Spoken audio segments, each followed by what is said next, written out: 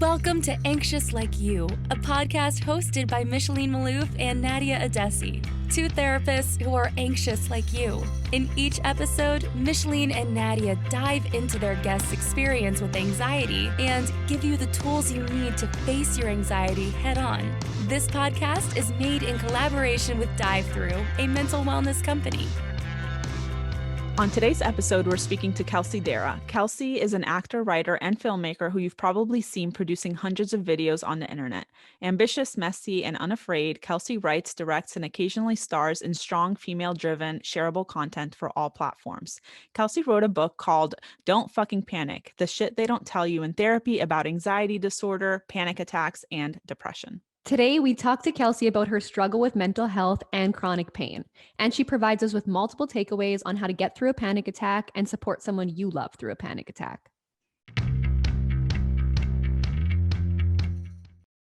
On today's episode, we are here with Kelsey Darragh, and we're going to jump right in. Kelsey, we hear that you call yourself an accidental mental health advocate. Can you tell us about that story and how that happened? Yes. It's so funny because it's such a mouthful to say, an accidental advocate or like an accidental activist, because if you would have told me even like 5 years ago that I would have been someone helping other people or even talking about my own mental health this publicly, I would have like slapped you in the face and been like, get out of here, you wizard. Like, no way. And it truly was not part of my plan for life. Like, I never made a space for it. If anything, I was like, I'm going to bury this way down, keep it very secret, and never talk about it ever, ever, ever. So the fact that like, you know, I was slowly able to kind of like come out, I'm making air quotes, with my mental health journey to the public, and it be received so well and like flamed, like the people were like fanning the flames for me to keep doing it and keep talking about it, is something I could have never predicted in my life. Like, you guys are like professionals. Like, there was a path to your advocacy and stuff. Like, I dropped out of 3 colleges. Like, I just assume people are like, we should not listen to her. It's crazy for sure. So what was your original plan? Oh my God. Become like Jennifer Lawrence. Like, I thought I wanted to be a serious actor who would like direct and write my own stuff. And this was, you know, I've been in LA 10 years and I was always involved in the arts, whether it be like musical theater major or minor or like journalism, like doing my high school TV's morning show, that kind of thing. I always knew I wanted to be in entertainment, but I wasn't sure if it was like broadcast journalism or whatever. But I always laugh at like that I always was in the path of public facing persona. And, you know, my mom would be like, I could never do what you do, like get up on stage and be the lead in your spring musical. Like, doesn't that give you anxiety? And I'd be like, no, it doesn't. But, oh, you know, trying to eat mushrooms on a salad because I've thought someone is trying to poison me with mushrooms, like that gives me anxiety. Like, relatable, right? It's like, no, it wasn't. That's hilarious. Did you always struggle with your mental health? Yes. And, you know, it's funny. I didn't realize how early on I actually started to struggle with anxiety disorder until I started to write the book, because for this, you know, the story I had been putting out through videos and public speaking and stuff was that I was very sure the first time I ever had a panic attack was when I was 17 on an airplane. Very claustrophobic, control freak. It felt like it came out of nowhere. That was always my thought, that I had kind of been thrown into panic disorder. But as I started to ask questions with my family and go back through prior health, you know, scares and things like that, I started to recognize traits very early on, like toddler like age, where I was having intrusive thoughts or serious rumination or you know, feeling like I was choking. My parents took me to the ER when I was a little kid, maybe like 6 or 7 after a soccer game, because they thought I couldn't breathe, but it was just me having a panic attack. And nobody in the like children's urgent care ever brought up anxiety or mental health. Like, that was not a word we used. I'm 30, so you can even just see even, 15 years ago, we weren't really having this kind of dialogue. So, yeah, it was crazy to kind of see how early it actually did start and how much help we didn't know I could have used back then. Yeah, you mentioned like trouble swallowing, and I kind of wanted to talk about that for a minute because there are some symptoms of anxiety that are just so strange and that you would never think about. And one of them is that like trouble swallowing. Yeah. It's like you Catching feel your like your throat breath. is, yeah, like closing in on you, tingly feelings in your Mhm. body, feeling like your body's burning or on fire. Mhm. There was what other strange ones, like even like derealization dissociation, where you feel like you're Yes. floating.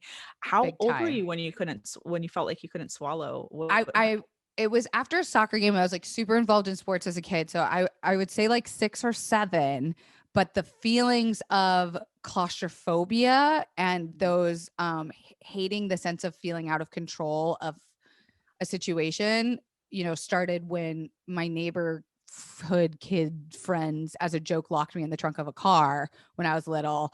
And I never connected that trauma to my claustrophobia until many, many years later when my therapist was like, that might have something to do with it. And I was like, oh shit, yeah. So it was like I had all these symptoms, never a diagnosis, never a name, never a doctor advocating for me until I was, closer to 17, 18 when I became like an adult. Mhm. What a great example of how something that somebody might minimize as a Mm, trauma mhm, can impact our life. And that's something that I'm sure on social media as a mental mm, health advocate, you see people comparing traumas and comparing right. things that they've been through and minimizing their own Right. experiences. Well, that shouldn't have caused all of that. That was just fun and games. But Yeah. it's so real, especially like at the age you were at, being locked in a trunk of a car, even as a Right. joke or for fun, Yeah. is not cool. Like that. No. And I'm Here's so proof. glad you brought up the like comparing traumas, because I actually think, Nadia, it was one of your TikToks I saw that was talking about that, like how subjective it is just because, I was raised in a privileged position. That was still very real to me, and having to allow myself the compassion and like kind of shed a little bit of that guilt. Like, what do I have to be depressed about? What do I have to be anxious about? Like we still feel it the same way someone who, might be going through a more societally acceptable version of whatever, PTSD or trauma is. Like, the brain is funky. Yeah, It does what she absolutely. And sometimes, wants. yeah. And sometimes we don't want to allow ourselves to feel it because, like you said, I came from a privileged place and I was Mhm. given a house and I was given everything I ever wanted, Mhm. but that doesn't excuse any trauma you've experienced. And it Right. followed you years later. And just noticing, like, accepting the chemical imbalance too, and learning about like neuroplasticity and stuff, that the brain has to be constantly changing, like we're always growing, at first felt like overwhelming, and then became the best news I've ever heard in my life. Like, the fact that these things have happened to me but do not define me, or do not they aren't permanent, are unlearned, felt so relieving. And it's something I have to remind myself constantly, that just because, say, severe depression runs in my family doesn't mean I have to continue this cycle. Whether or not it's in my control, there are things that we can do as a society to help lighten that load. And that's like what keeps me in this. I mean, I'm sure for you guys too. You guys are like, we are the ones, we are the generation. Yes. I love that though. So you find comfort in knowing that patterns and mental health struggles that have been part of your life in the past can be redefined almost, or like new Yeah. patterns can be, you are kind of more in control of Right. that. Yeah. Totally. Cause like when someone would tell me like, oh, I used to have panic attacks, like you'll grow out of them, I would be seething. I would be like, shut up. You have no idea. Like, there's no way you could grow out of panic attacks. There's no way you can grow out of anxiety. Like, everyone has anxiety. You're supposed to have anxiety. Like we would die if we didn't have it. But of course there are varying levels, and it's luckily becoming more acceptable to see it as a spectrum. And I think that that's only going to help us also think of it as our journey with it being an ebb and flow. And the sooner I came to kind of accept that realization that like I might go 10 years without a panic attack, doesn't mean I'm going to let my motherfucking guard down. Doesn't mean I'm not always going to be, prepared or have a toolkit that I can whip out at some point and fight that monster. Mm-hmm. Not fight it, manage. Yes. I love that you use that word. manage. And that's something that we get on social media all the time. It's like, get rid of my anxiety. How can I just like get rid of this? And it's not something you want to get rid of, because you mentioned you don't want to die. You need the anxiety to survive. Yeah. It's an adaptive response. Yeah. But you do want to manage it. You do want to know when you're safe and when you're not. And so you can utilize the tools to help you get through it. And maybe it's not as severe, but it's definitely not, you don't want it to go away. Trust me. Yeah. And the same thing with like the treatment, right? Like I feel very lucky that, I mean, however you look at it, I've been in a lot of treatment centers. I'm very lucky. Like I've got to try so many different, like everything from Ayurvedic to hypnotherapy to neurofeedback. Like I've gotten to try so many different treatments. And that was also why I kind of wanted to write the book, was like, I included stuff in the book that doesn't work for me, that I have tried many times. And I'm like, this just, I don't get it. I don't know, but it's helped other people. And the treatment and the research is only becoming wider and bigger and more accepting and better. And that to me was also really important to include, that like, I know I felt my most, trigger warning. I felt my most like wanting to die when I felt like I was stuck this way, that I was this way forever. It felt like it was lasting years, and the panic attacks would go on for cycles of days. And that is where my thinking has changed, is that I know where we were even a year, 2 years, 10 years ago. Imagine where we'll be 10, 15, 20 years from now. Yeah. Can you tell us a little bit about that darkest moment? Oh, girl. Oh, yeah. I mean, it's a time I look back on with such compassion / sadness / anger / so many things. I write about this a lot in the book. It's kind of in the depression chapter, where it's like, I wasn't going to shy away from the conversation around suicide. I wasn't going to shy away from the conversation around suicidal ideation, treading water, like constantly feeling like you can never come up for air. And that's what I was going through. I went through a breakup, a loss of a job. I was fostering kittens at that time, and one of the kittens had died. It was just like 1, 2, 3 things after another. I was abusing my benzodiazepine kind of emergency pills, which I didn't really know I was abusing. I was just kind of like Band-Aid over bullet holing it.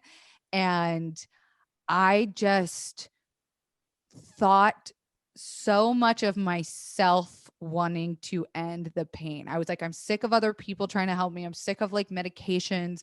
Why am I not strong enough to help myself? Why I'm this independent, strong advocate for women, and like, I can't even help myself. And I just felt so much like, if I can't do it, no one can do it. And I wanted to end the pain and depression.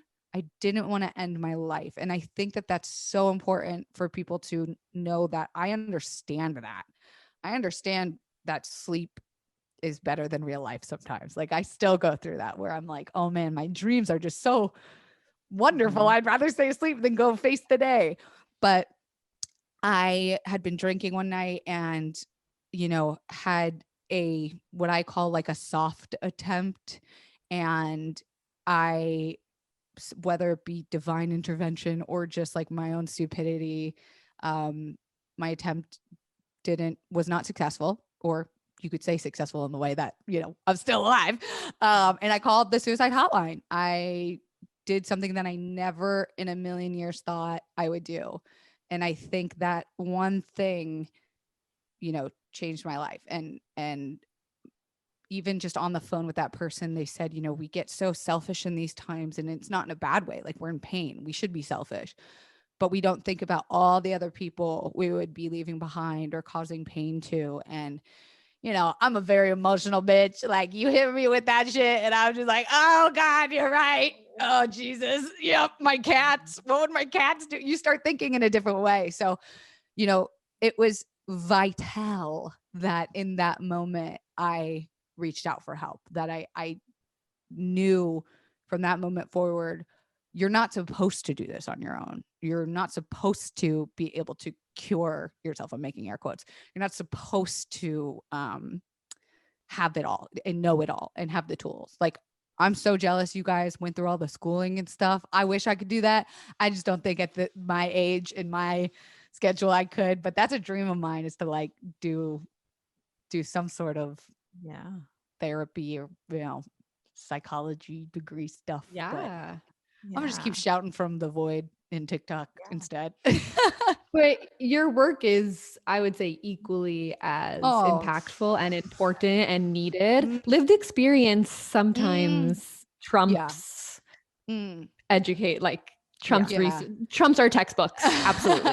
Sure. Yeah. I mean, I'm sure you guys have experienced bad therapists or doctors or psychiatrists, psychologists. Like, I have too. It's felt like I'm an experiment, and I'm like, why are you talking to me? And then I've had doctors and people that do have that lived experience, and I'm like, I trust them more. And that's why I wrote my book from the point of one of us. Like, I purposefully didn't want it to be from the point of view of a doctor, because I was like, yeah, you have to know and trust me that I've fucking been through it. Yeah. And a lot of interviews we've done, or even just talking to people, we find that people that have said things or saved their lives were people who they can relate to, or people that went through similar experiences. Yes. So I think the work is so important. Like, yeah, that's exactly what Nadia said. It's like some of the most impactful messages, because in therapy, like, we have our boundaries and we have our limitations, and we can't always self-disclose our struggles with our clients. There are obviously some appropriate times to do so. And I have in the past, like, told some clients certain things when I knew it was beneficial for treatment, but for the most part, we're not, right? So sometimes just hearing another person's story, I know personally with my own struggles, when I hear someone else's story, that's how I can put words to mine.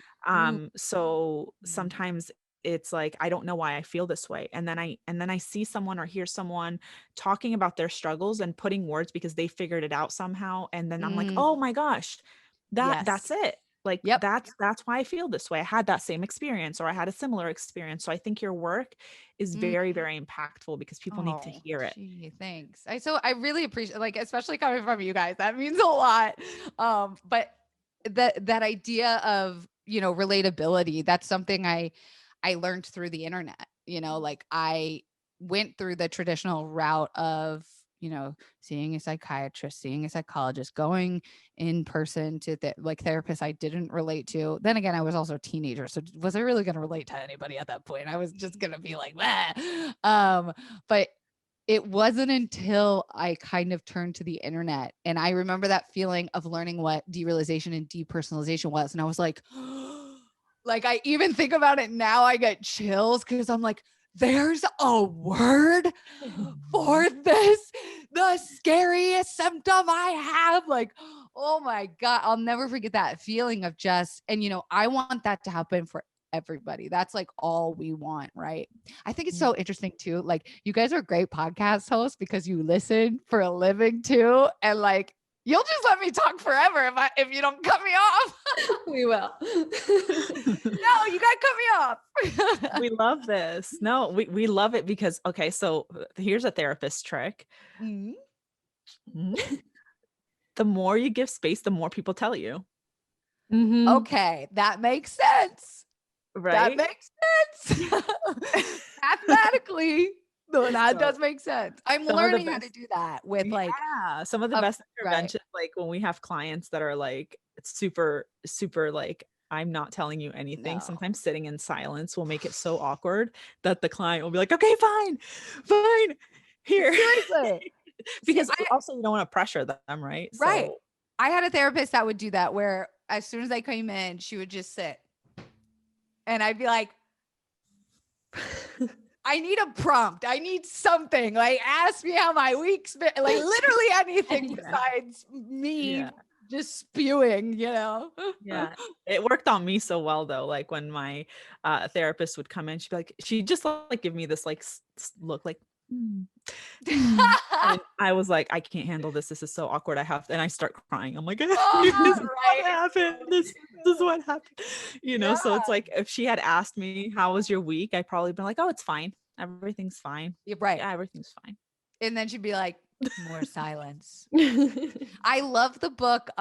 You should talk to someone, Lori Gottlieb's, where it analyzes, excuse me, rather it reveals the relationship between therapists and their therapists. And I was just like, that is a meta mind game that I can fully not. Like, I would constantly be trying to outthink them, and I just couldn't imagine. That seems so stressful. It's so stressful. It's so stressful. Like, I know what you're doing to me. You gotta let go. I won't give into that silence anymore because I'm like, I've learned how to sit in silence. I'll sit in silence with you this whole hour. And then you're paying like your copay to sit in silence. Yeah. That's so funny. I'm going to ask you that, like, when you guys come do Confidently Insecure, that is the kind of stuff that I am so interested in talking about. We're ready. Want to know? Yes. Yeah. Yes. So when was the shift for you of, okay, I'm going to publicly speak about my mental health? Yeah. So my friends and close family all knew, because how could they not, right? Like, they knew, oh God, if we have to get on an airplane, like, we got to dose Kelsey. We got to somehow sneak her a bunch of booze because she's not 21 yet. Like, it was always, I felt like a liability, like a burden, like, oh God, I can't do things because out of nowhere at any moment, I could be the reason why, you know, we end a trip early. We have to fly home. Like, I can't go on the excursion, whatever.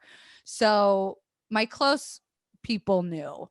But when I started working at BuzzFeed, actually, they do a mental health month sprint, which, first of all, like, gotta shout that out. Amazing that they are such a big company that was like giving space to that content. And they didn't really have anyone leading it. They were just like, hey, we got to make content. And I was like, well, I sure know a lot of I sure could like run this meeting if we want to, you know, open up a dialogue about mental health. So we had this big meeting, which I thought was really funny that so many people came, because I was like, bitch, I know you got an anxiety disorder. Like, you definitely got depression. Like, we all found each other. And so we had this big meeting about what kind of content we were going to make. And after that meeting, I started a Slack room in our like company Slack called Happy Place.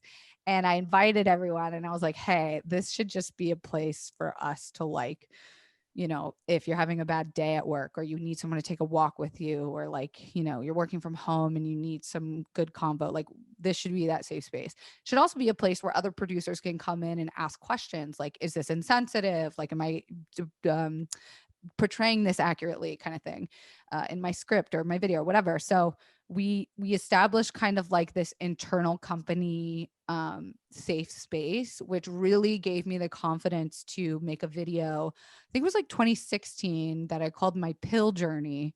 Looking back on it, I probably would have come up with a better title, but at the time I was just eager to put it out, where I had voiced over stop motion animation of my journey in mental health. And I actually used the pills I had been prescribed over like a 10-year period of time to make all of the animations. So I think that really grabbed people's attention, where they were like, oh my God, Lamictal, I know what that is. Wellbutrin, I know what that Lexapro, wow, Xanax. Like, you know, people were able to identify what I was talking about. And over, you know, a 3 or 4 minute video, I had probably talked about 20 different medications, the struggles, the ups and downs. And because my face wasn't in it and I wasn't talent in it, I thought this will just go out and it'll be in the world.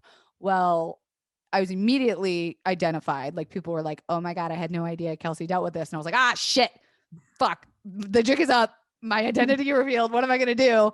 And I was nervous at first, because I was like, people are going to see me as unhireable, unstable, manic, or, you know, can't rely on me, that kind of thing. but I was met with the complete opposite reaction. Like to this day, I still get messages from people talking about that video and like comments, and, you know, 2 people got tattoos of like quotes from the video. Like it shook me to my core that I was like getting messages every single day from people all around the world. And that's when it kind of clicked. I was like, okay, there's not enough content around mental health. You can Google it on YouTube or whatever and see some videos, but there's not enough like first person conversation. And so that's really kind of the start, and it never stopped. And I've only become more and more supported, which I think is important for people to know. Like, yes, you could say I'm in a privileged position. I'm a white cis female. Like, you could say that, oh, well, of course people are going to react nicely to you. Like you're you or whatever. But I get hate. I get people that say she's faking it, or there's no way, she's too outgoing. She, you know, how could she possibly struggle? She drives this car or lives in LA, like whatever, right? Like I've had to deal with that, but the influx of positivity has far, far, far outweighed any negative bullshit I deal with. Wow, you guys, you really got to get me to stop talking. We could just like, we're mesmerized. Yeah. I'm just thinking 2016, mental health was not spoken about enough at that time. It's almost like you helped carve for sure. Yeah. And definitely at BuzzFeed, which like at the time they were really the place to watch videos. And I feel like I have to give it up to like the support I had, you know, the coworkers that would encourage me to do this or put this out. And like if every single one of us didn't take that one little chance of being vulnerable for like the entire world to criticize, I don't know that like the internet's conversation around mental health would be where it is today. And so I'm like super, super proud of it. But also like, I'm sure you guys feel the same way, where you're like, we're not done. We're not even close. We're just getting started. Let's go, team. Exactly. Yeah. No, it's so, there's so much work to be done around the mental health space. Yeah. I got a message today as speaking out about the stuff that's happening in our world with the shooting that just happened. And I got a message from a previous follower that made it clear that they unfollowed me, saying that aren't you a therapist? Shouldn't you not be panicking, or why are you panicking? And like you don't have emotions. yeah, or like we're feelings. therapists, and therapists shouldn't have emotions. We shouldn't react in any way. And I think the general we're humans, we're not robots, and we therapists are not therapists. We all have emotions. We all have anxiety, like you mentioned. We all experience adverse experiences throughout our lives. And so we are going to struggle. And so the work will never be done, because there's always going to be mental health. We're always going to be struggling with mental health, and there's always going to be a new generation, and there's always going to be things changing in our world, and traumas are going to happen all day, every day. And so we need to have these conversations more often. And big influencers and, you know, TV stars and musicians, and those are very important people to have this conversation, because people look up, you know, they look up to you. I know, which is crazy, right? You're like, no, look the other way. Don't look up to me. Find somebody else. But then you gotta recognize that you're so right. Like that follower wanting you to be a robot, like I wouldn't want that person following me anyway. No. And I was like, bye, you know, like, because I'm going to speak up about things that I think are right. I'm going to show you that I'm having panic attacks and depression and anxiety.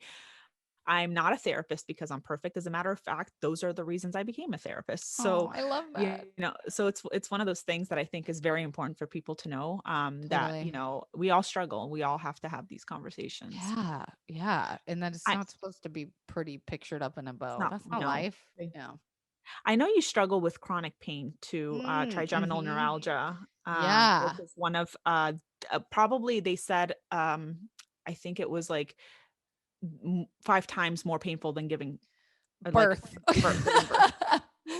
And it's on your face. And so is that something you're still struggling? I mean, I don't know if that goes away or you're absolutely. I'm like so glad you said something, because like I noticed I'm like, you know, this is my 4th or 5th meeting of the day, and I'm like starting to feel a lot of burning, and I noticed it, and then I kind of like, let it go. And then the fact that you brought it up, that's just so fun. That's so funny to me that the universe is like, bitch, talk about this. Like, don't try to hide it. And, this is like exclusive first news just for you guys. I'm just got my second book deal about chronic pain. So I'm actually going to do like a don't panic version of pain. So I'm like, so glad you brought that up. And I like one of the biggest things I realized, even just like doing the outline, was like, oh my God, how much of the brain is chronic pain? Like how much our thoughts and how much our reactions and attitude, whether we freaking like it or not, is involved in, our chronic pain. And I am what's considered a little bit early in my journey. I'm only 5 years diagnosed trigeminal neuralgia. Like I know people who have, like 20, 50 years of it. And I'm a part of all these amazing Facebook groups. And something kind of amazing happened the other day in one. They call trigeminal neuralgia the suicide disease because before there was any form of treatment, 1 in 3 people would take their own lives because of it. And, it's such a painful thing. I'm luckily in a like between a type 1 and type 2 where my flares are not as intense as they used to be or could be for people. Again, comparing like it's not as bad because it could always be worse, right? Like, it's while still acknowledging that like my life is different than most people's.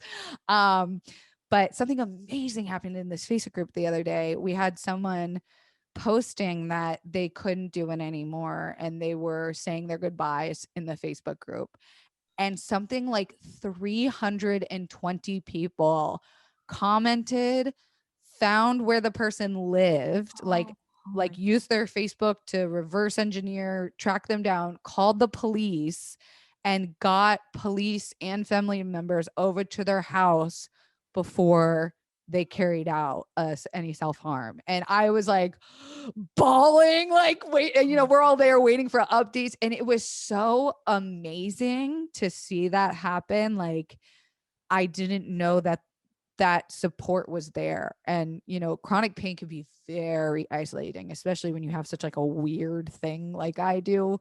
It can be hard to find what you think. It's hard to find support. But the truth is, and especially like as women, we're like born into pain. We live our pubescent years in pain. We go through menopause in pain and we die in pain. It's like I found that like I feel like I found a really good way of relating chronic pain to like really any woman that, even if you've, broken a bone before or like had a bad like dentist appointment, like we all know what pain is. And so it's about finding those people that can wrap their heads around the idea of being in pain all the time, because I think that's what like stifles people and gets people a little prejudiced and taboo is like, you mean you're in pain all the time? And I'm like, yes, like right now, like yesterday, like today, like tomorrow, it's a mind fuck. And I think like a big thing I recognized early on was that if I thought about it beyond today, I don't know that I could do it. It like forced me to be very present. Yeah. One day at a time. Yes. I think again, same thing. You're doing such important work because as mental health in the past, like there wasn't enough out there. I feel like that's very similar for chronic pain. At least with like lived experience, or now that you're part of that amazing community, which gave me goosebumps hearing that story. Right. Just for others to know things like that exist who are experiencing chronic pain, in pain all the time. It's really nice. I'm curious, like, saw your video on YouTube about trigeminal neuralgia where you tried like CBD a while back, because I know my husband has facial chronic pain 24/7. I don't know if they've told if it's trigeminal neuralgia or not, but that was the video that got us to go. I was like, you need to try this because it like helped her pain. And so we went and he got it. And for him, it was like, there's other stuff going on. So that wasn't really helping as much, but it was like you putting that out there in the world gets people to try these things. Yeah, exactly. And, the connection between chronic pain and mental health disorders is huge. So okay, so did something happen around the same time that you developed this So trigeminal neuralgia? yes, mine was the cause of a trauma during surgery. So I was actually having jaw surgery, and however legally I can say it, a doctor overstretched, damaged, cut my trigeminal nerve, and I woke up in more severe pain than I went into surgery with, and he actually had to redo the surgery 5 days later. It was a big whole situation where we found out that the statute of limitations in Florida for that kind of surgery is a year, and he was putting off my appointments to see me and treat me for a year, and it was just a big clusterfuck, which is unique in my case, where someone did something to me versus a lot of people in chronic pain. It's you're born with it, or accidents, or whatever. So despite how it happened to you, right? I got so wrapped up in that anger. It was really easy to just be mad all the time, right? And just frustrated. Frustrated is the word, because I cry when I'm mad and I cry when I'm frustrated. And so even going to the DMV, I'm sobbing before I even get in there, because I'm just everything is so stressful. But there is I'm a highly sensitive person, I've learned, an HSP or whatever they call it. And so the universe's comedy of giving me a facial pain disorder when I literally talk for a living is you tricky bitch. But Yeah. I was actually curious. I was going to ask, and I mean, maybe I'm already asking all of my podcast questions now for you guys, my interview questions, but I've seen therapists, I've seen chronic pain therapists that specialize in chronic pain. And I find that I get very eye rolly with them, because I don't know that it is lived experience therapist. But where do you even approach as a therapist starting with chronic pain? Or do you guys like to refer out to a specialist? To share that this podcast is sponsored by BetterHelp. And as an anxious like you listener, you get 10% off your first month by visiting betterhelp.com/like you. As a therapist who struggles with anxiety, I know how important it is to go to therapy. I've been going to therapy for a long time. Even as a therapist, my personal healing work does not stop. BetterHelp makes going to therapy easy with its fully online services. You can chat with a therapist through video, phone, or text. You can schedule your sessions when they're convenient for you. And I love that they offer phone and chat options, because let's face it, sometimes even talking is too overwhelming. And having the text option with your therapist can make the difference between attending or missing session. Therapy is more than just a place to talk and vent. It's a place where you get to gain insight into your challenges, develop skills to help you manage symptoms, and do the deeper work to help you process past hurts and live a more fulfilling life. So if you're still on the fence about starting therapy or not, take advantage of this 10% off and check them out at betterhelp.com/like you. To me, it's too close to home. I can't, it's still a huge trigger for me because my husband lives with it every day. And I know, I don't see clients with, just for chronic pain. Right. Knowing I've learned more about chronic pain and people through him than through I schooling. bet. Yeah. Because the depression and the anxiety that comes along with it, it's not a lot of people and doctors, and this is our own experience. So if any doctor out there is listening or whatever, a lot of times they like to attribute a lot of the pain to anxiety and depression, and put the sticker on your file saying okay, just don't listen to them. And so then they refer you to a therapist, and then the therapist is, well, if you just I take that back. I went with my husband to a therapist about this, and she kept saying things well, if you thought about it in this way, or if you, trying to change the thoughts. And then when I would be with her alone, she was like, do you think he's using his chronic pain to manipulate you? And I was like, sorry, strong reaction, but no. Are you effing kidding me? I got so viscerally, I quit. I obviously fired her. Yes. And I came home and I cried because I'm like, my husband is not even close to any sort of manipulator. And right.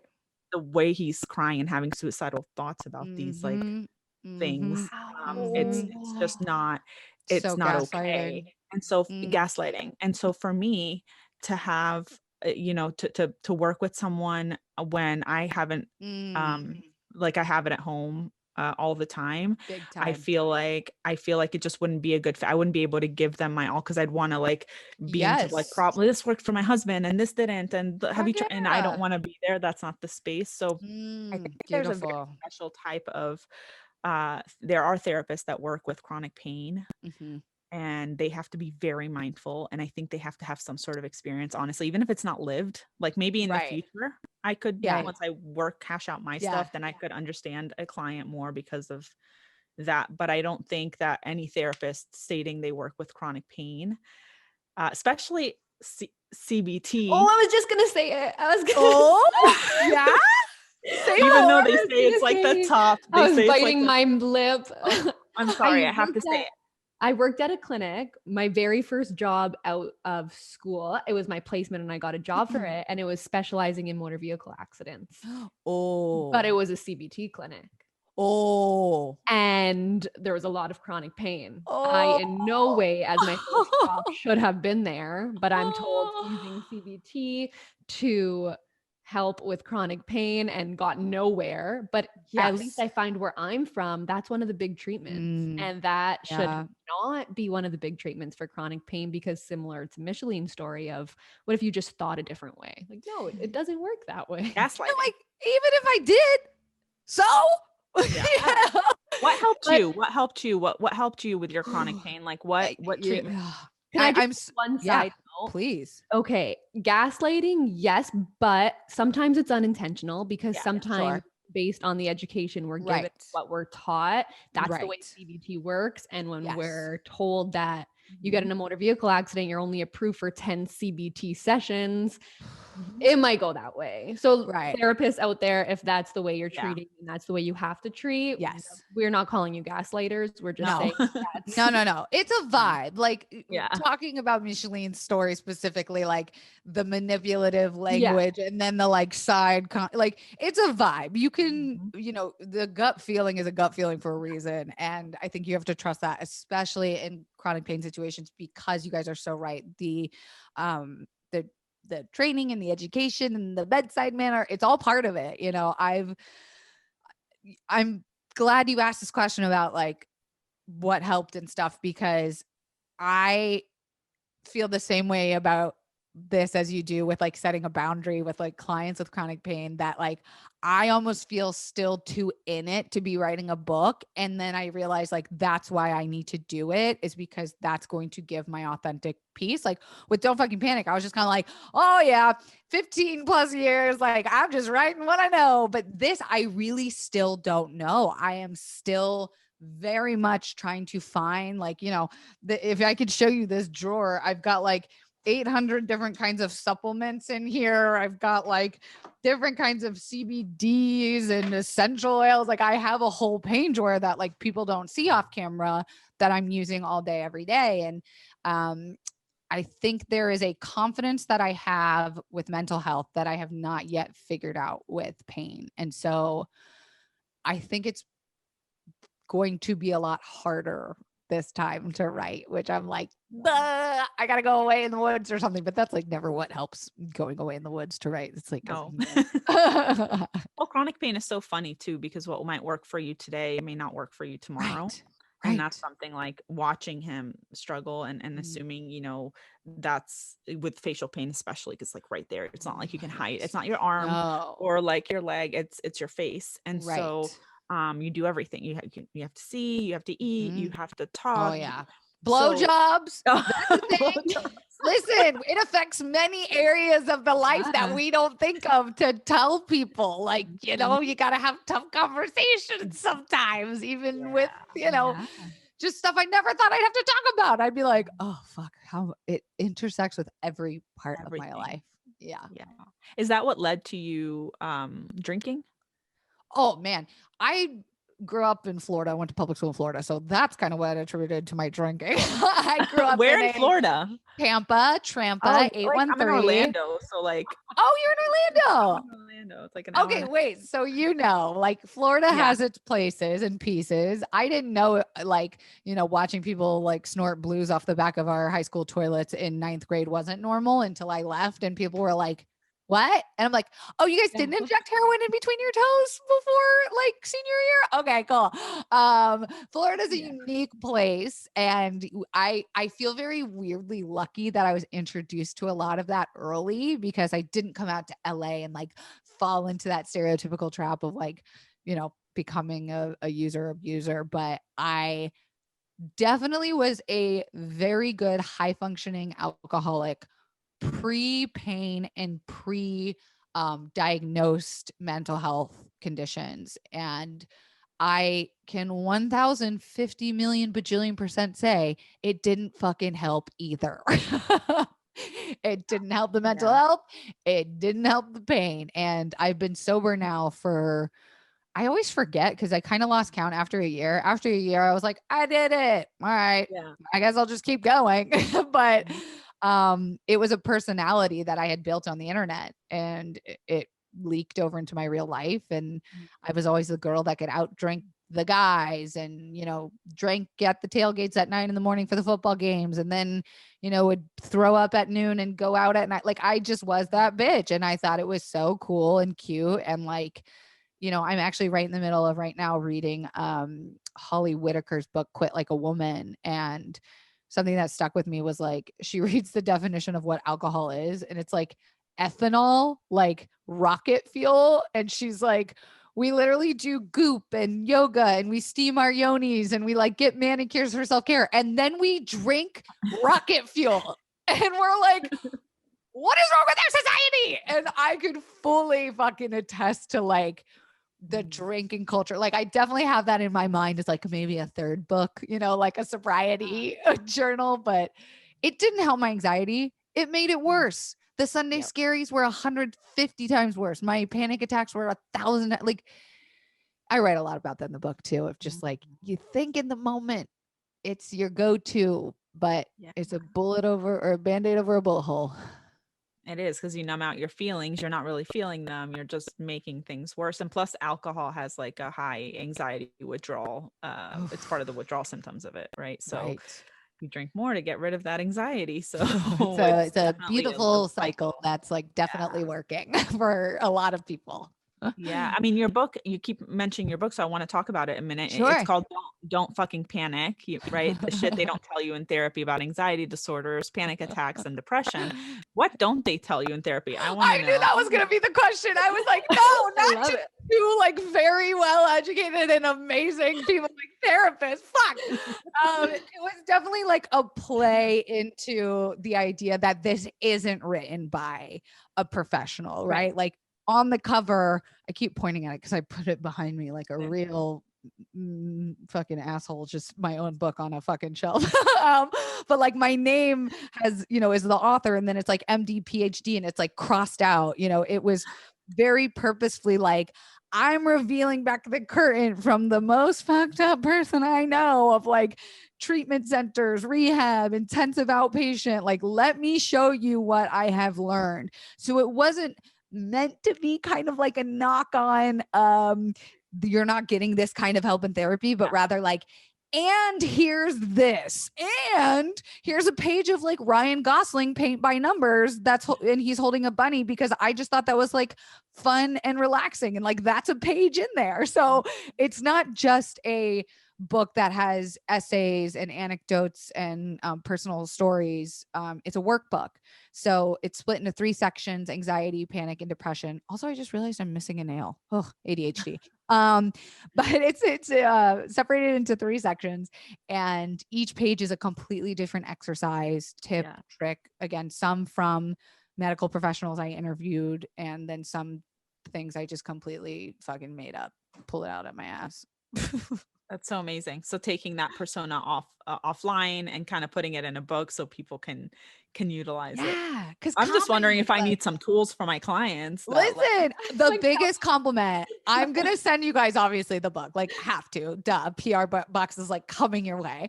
But the biggest compliment I will get is from a therapist that DMs me and says, "Hey, I thought this was just like an influencer, like talking about their lives," which it is not. I'm not that interesting.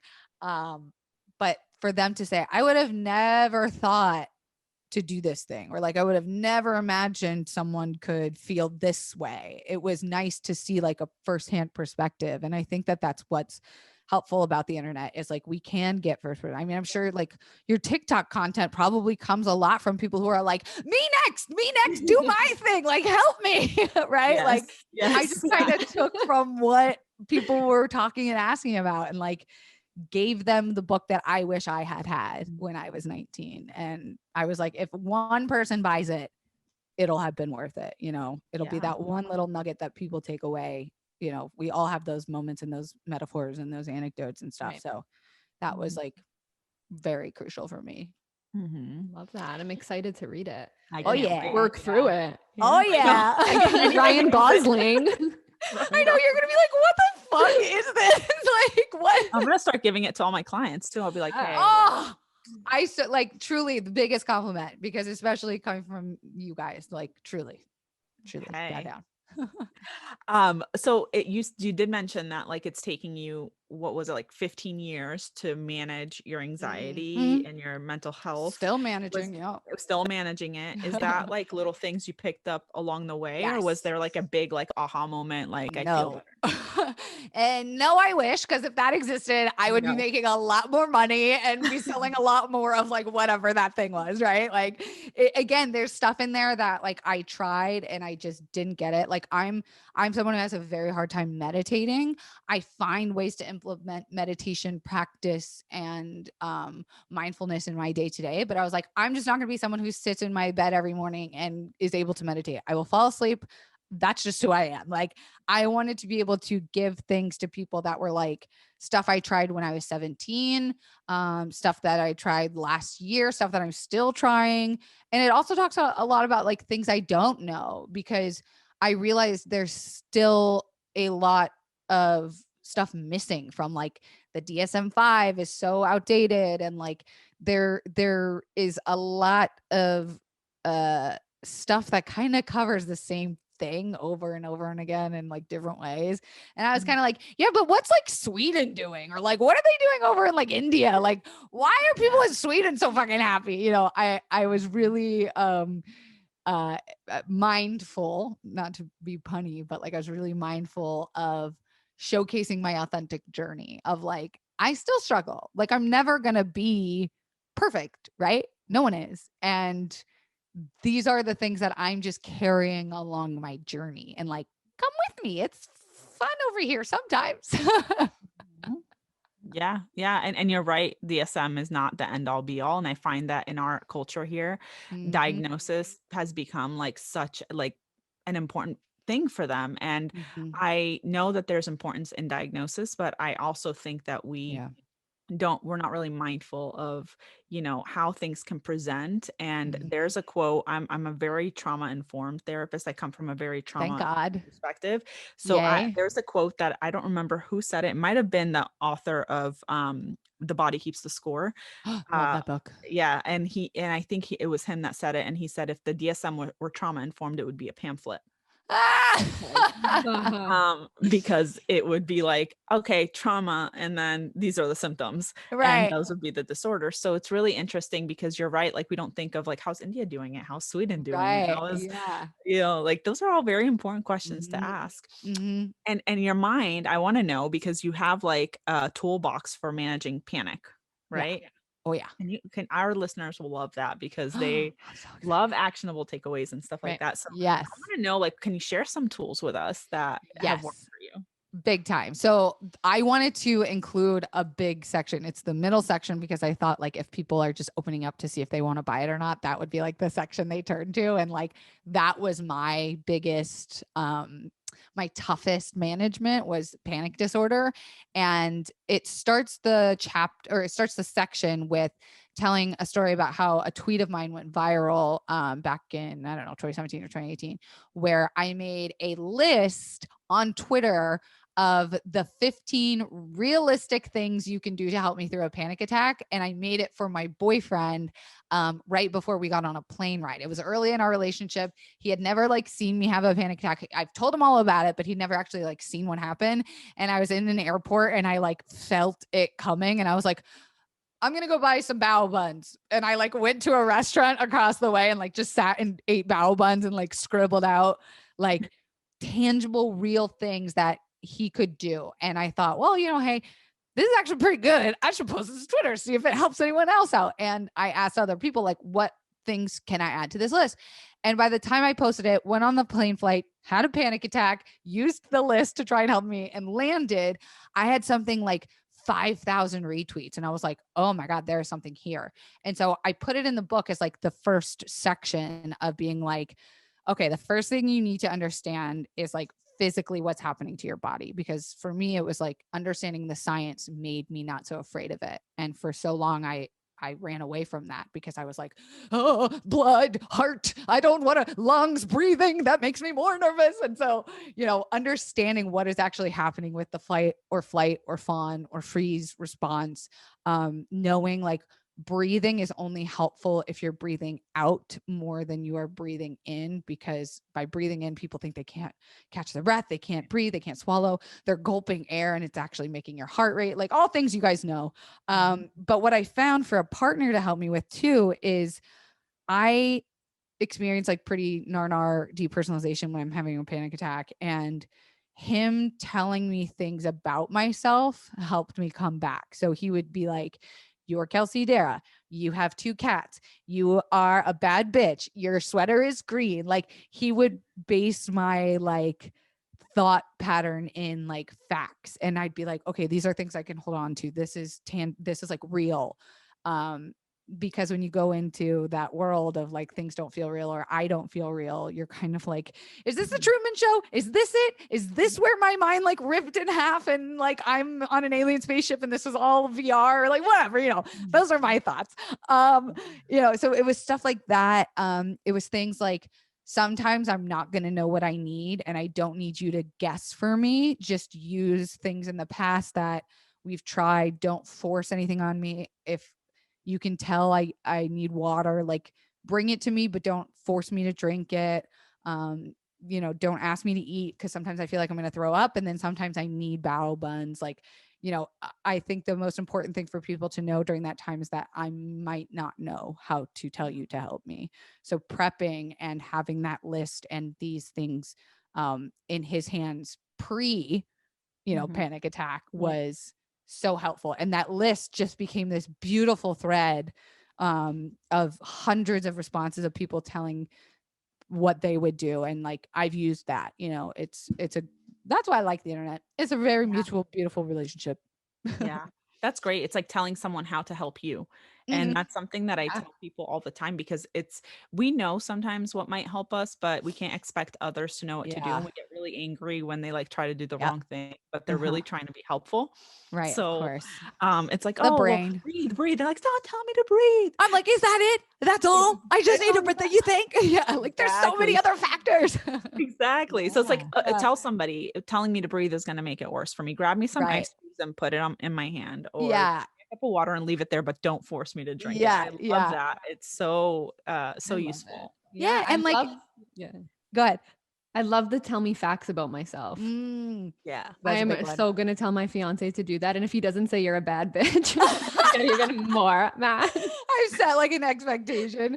Oh man. No, but it really is true of like, in those moments we feel so alone. And again, going back to that idea where like, you're not broken or unfixable or whatever crazy in those moments. Like you should feel like you can develop an A team to go to during those moments. Like I have my A team, I've got my B team, and God forbid I've got my C team, but if you are alone and you are unable to reach out for help, like say you're on a plane with no Wi-Fi, you can't text your loved one or whatever, the idea of remembering the kind of like flow of intense emotion, where it usually gets its highest peak at like 7 to 10 minutes. And then like statistically after like 25, you're usually able to like, manage and kind of come back and see through the fog, if you will. And so that's another big thing is telling people that you've gone through this before.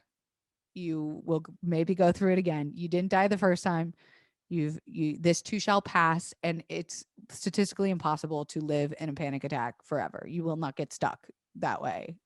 scientifically impossible, maybe not statistically, maybe also statistically impossible, but just those things again that took a very long time to learn, and that I just like spew and preach so that people don't have to go through it so many times to kind of, it's funny to try and think of it as being like in a panic attack. And I'm like, oh, this silly bitch, she here.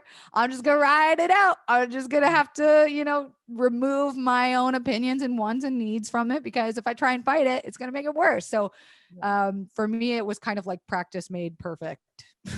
Yeah. And that's exactly it. No, but it's true. It's, the more we do things, the more we're going to train. And you mentioned neuroplasticity at the beginning of the episode, which is really where our brain starts to develop new pathways to learn new skills. And that requires repetition and doing it over and over. So like the first time you try something, it may not work. It's really about consistency and training your brain to work big time in that moment, right? So I think it's really important. Like breathing was never the thing for me. I would even still argue like it's not really my favorite thing to go to, but it's just I've learned the importance of it. And again, even if it's not something that worked for me, it doesn't mean it won't be like the light bulb moment for someone else. So even just like putting it all out there, seeing what sticks. We're so different. All of us are so different. So that's why I think it's really important when you see something on the internet that doesn't necessarily vibe with you, or like it didn't work for you, don't bash it, because that could be working for someone else. Totally. So breathing exercises or holding ice cubes, or it's good to know that those things, like being told you're a bad bitch or remembering who you are, like those are all very helpful, and doesn't mean it's going to work for you. And so don't give up if you if you've tried something, you're like 1, 2, 3, 4, 5 things haven't worked for me. There are hundreds of tools out there. Right. I was that person. I was like, I've tried everything. I've gone to every therapy. I've gone to every type of therapy. Like I was so dead set on like, I am unfixable. This is just the way things are. I was like David after dentist. I was like, is this going to be this way forever? Oh yeah. That like viral video. That's what like a panic attack feels like to me, where I'm like, like you literally feel like you're going to be stuck forever. Yeah. And it does feel stuck that way. Like I said this quote once, I think either on TikTok or YouTube or whatever, when it's like, if you have a bad day, if you have a bad month, if you have a bad years in time, does not mean you have a bad life. But when you're in the thick of that, like when you're in the thick of like, just nothing is going right for years on end, like I can completely understand why it feels like the fog is impossible to part through. But there's like strength in numbers, baby. The more of us that talk about this stuff and talk about that management and getting to that place of feeling like, wow, this has happened to me to get me to where I am, or like this caused me to be this way. Like, I think it's all something we could eventually be proud of, which again, like if you would have told me that 2 years ago, I would have like punched you in the face. I would have been like, that's so dumb. Exactly. We all have our own time to heal too. And like when we're ready for it. Not linear, baby. No, not at all. Not at all. Well, it's been an awesome conversation with you, but before we go, we need to do the My Best Friends Hate You thing, because that's like a dream of mine, like together, because I would love to cherish this forever and ever and ever. And then, are we going to say my best friends hate you? My best friends hate you. Okay. So we're going to, okay. Are you ready? Ready? 1, 2, 3. Okay. My best friends hate you. My best friends hate you. Done that in like 10 years. Thank you. I remember like we'd use that all the time, and I was like, I cannot talk to her and not do this with her, because this is the peak of my life right now. That was a treat for me. I gotta be honest. That was a real treat for me. A hummingbird just stopped outside of my window. Amazing. That was magical. A hummingbird. Wow, what a beautiful moment. My best friends hate you. I have to say, I love that. I have to say, I'm really excited now that I know you guys a little bit better to get you guys on my podcast. So I'm going to tell your listeners that I'm going to ask you all the questions that maybe you've wanted them to answer, but didn't think about because you're the listener. So definitely. I can't wait. It'll be fun. Thank you again. I'm looking forward to chatting with you on your podcast. And before you go, can you tell our listeners where they can find you and tell them your book again so that they can find it? Absolutely. I'm Kelsey Darragh on all the things, but specifically TikTok, because that'd be my favorite place. I know you can relate. And yeah, the book is on Amazon worldwide and for Kindle download, but you can also get it on Thought Catalog, and they have a little bit cheaper shipping if it's like international. So that's like a thing I always like to throw out there. But thank you guys. I'm so honored to be here. Thank you so much. That was awesome. Thanks for tuning in. If you like what you heard, make sure to subscribe and leave a review. Join the Anxious Like You community by following @AnxiousLikeYou on Instagram. See you in the next episode.